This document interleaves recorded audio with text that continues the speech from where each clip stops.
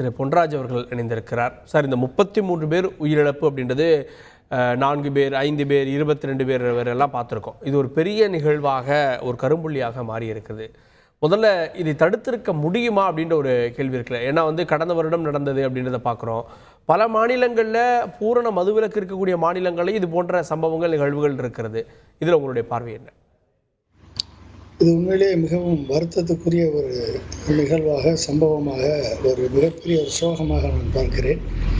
ஏழை எளிய பாட்டாளி மக்கள், தொழிலாளர்கள் இப்படி கள்ளச்சாராயத்திற்கு அடிமையாகி 30 ரூபாய், 40 ரூபா, 50 ரூபாய்க்கு இந்த கவரில், பிளாஸ்டிக் கவரில் கொண்டு தெருவில் விற்கக்கூடிய நிலை கள்ளக்குறிச்சியில் ஏற்பட்டிருக்கிறது.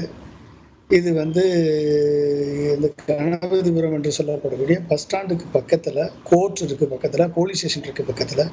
அங்கே ஈவினிங் புரோட்டா ஸ்டால் மாதிரி, ஈவினிங் ஸ்நாக் ஸ்டால் மாதிரி கடை தெருவில் விற்கக்கூடிய ஒரு நிலை அங்கு ஏற்பட்டிருக்கிறது. அதன் காரணமாக மெத்தனால் அதிகமாக கலந்து இந்த விஷச்சாராயங்கள் விற்கப்பட்டு இன்றைக்கு 103 பேர் இதனால் அனுமதிக்கப்பட்டு மருத்துவமனையில் அனுமதிக்கப்பட்டு இதில் 33 பேர் இதுவரை இறந்திருக்கிறார்கள் என்பது உண்மையிலேயே மிகவும் ஒரு சோகத்துக்குரிய செய்தி. இது வருத்தத்துக்குரிய செய்தி. இதை ஏன் தடுக்க இயலவில்லை தமிழக அரசால் என்பதுதான் கேள்வி.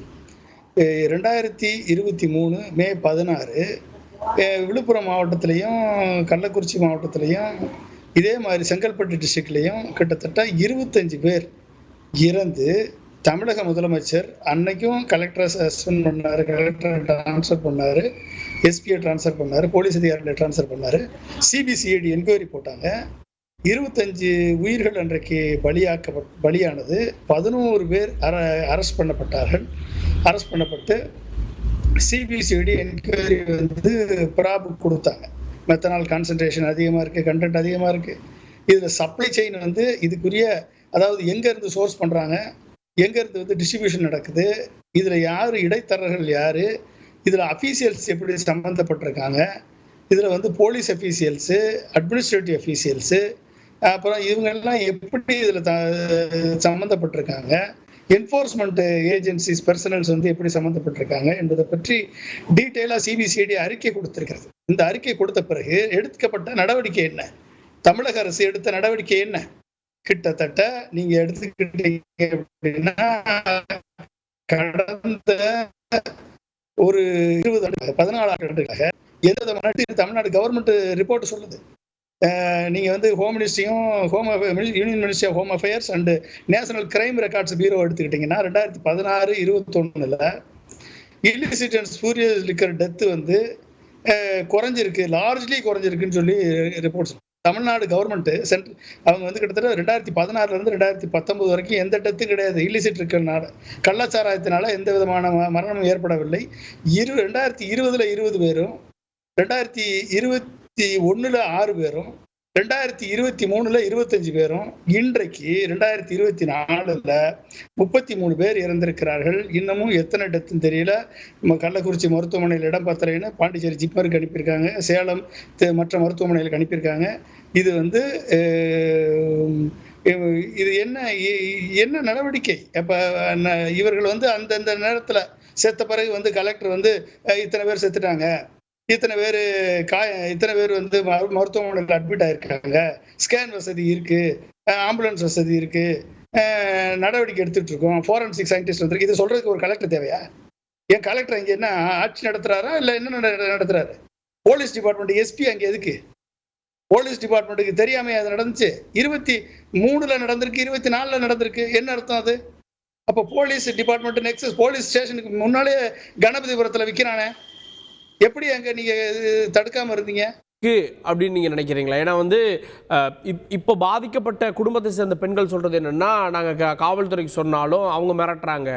அந்த விற்கக்கூடிய நபர்கள் இல்லை இது காவல்துறைக்கு நாங்கள் மாமூலாம் கொடுக்குறோம் அப்படின்னு சொன்னதா நம்ம பேட்டியிலே சொல்றாங்க. இது லோக்கல் போலீஸுக்கு தெரிஞ்சிருக்கு அப்படின்னு எடுத்துக்கணுமா? அது எல்லாமே இல்லை, காவல்துறைக்கு மாமூல் போகுது. அந்த 40 ரூபாய்க்கு வாங்கி கொடுக்குற சரக்குல காவல்துறைக்கு ஒரு பெர்சன்டேஜ் போக தானே செய்யுது. அதனால தானே அவங்க பேசாம பார்த்துட்டு இருக்காங்க. இதே காவல்துறை எஸ்பி அங்க என்ன பண்ணிட்டு இருக்காரு? காவல்துறை அந்த இன்ஸ்பெக்டர், லோக்கல் இன்ஸ்பெக்டர் என்ன பண்ணிட்டு இருக்காரு? அந்த போலீஸ் என்ன பண்ணுது?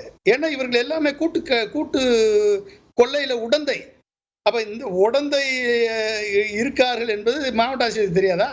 மாவட்ட ஆட்சியருக்கு தெரிஞ்சா அந்த மாவட்ட கலெக்டருக்கு இது அந்த அமைச்சருக்கு தெரியாதா? அமைச்சருக்கு தெரிஞ்சா முதலமைச்சருக்கு தெரியாதா? இல்ல சீஃப் செக்ரட்டரிக்கு தெரியாதா?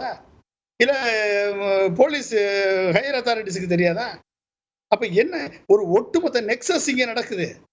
இவ்வளவு நாள் இல்லிசிட் இருக்காரு இல்லையாங்க, குறைந்த விலையில கிட்டத்தட்ட 100 ரூபாயோ 200 ரூபாயிலயோ 250 ரூபாயில அங்கே டாஸ்மாக்லயே நல்ல சரக்கு நல்ல சாராயம் கிடைக்குதுன்றாங்க.